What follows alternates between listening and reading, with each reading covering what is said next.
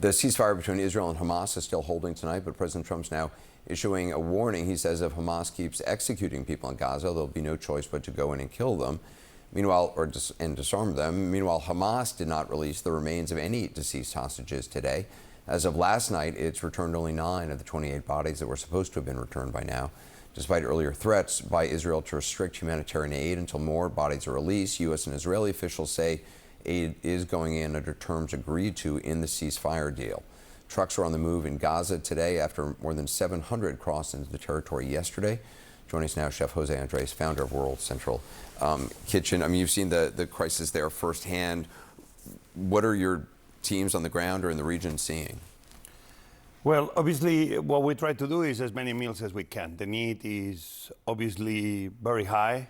Right now, we are doing around 600,000 hot meals a day, tens of thousands of gallons of water a day, but it's not enough. And that's coming in across borders? It's coming through 2-3 points. Borders keep closing and opening as this over the last 2 years. So right now, the main entry through Jordan has been closed, but then it's been the entry that comes directly from the north through Israel, the one in the south through what is the Rafah crossing. But this has been changing over the last 2 years. The most important is that humanitarian aid keeps flowing. If it keeps flowing, nobody's going to go hungry. But the need is even more than just food and water. People are going to need tents for this winter. People are going to be needing hospitals, medicines, equipment, machinery to start cleaning all the rubble from every single road. When I was there last month and in my way out,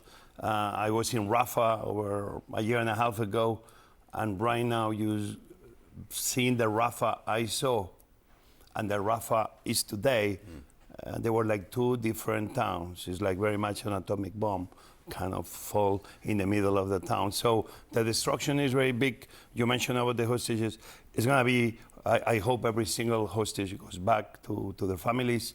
But the rubble, the destruction is such that I think it could happen, hopefully, but they need machinery to do that. But then in Gaza right now, we need every single other thing that is needed to provide the humanitarian assistance that every person in Gaza needs. And what about how is distribution? How, obviously there were, people jumping on vehicles for a long time because people were desperate and obviously a desperate situation. How are groups able to operate now? Well, obviously, World Central Kitchen, we have 4 main kitchens. With those, we can be doing around 350,000 meals. And then we have up to 80 other partner kitchens. We're trying to increase it to 200. And by being in different places all at once, is how we believe we can reach almost 1 million hot meals a day. But that's not enough. We need to make sure that everybody is fed. So every different group, if they are humanitarian groups doing medical, if they are ones opening right now orphanage for many children that they are without families, we need as much aid as we can, the distribution, because still the situation is complicated and seems is some other factions beyond Hamas that they are playing a role. You are trying to be executions in the streets. You are trying to be as close as you can from the communities you are taking care of. That's why for us, more kitchens, more distribution points is the way we can be reaching more people, so those people can have quick access to the food, to the water, and everything else they may need. In operating there have always been, charges of Hamas or other groups taking food for themselves or just individuals, obviously, desperate people doing desperate things. Is that an operational issue for your organization? We've not seen that.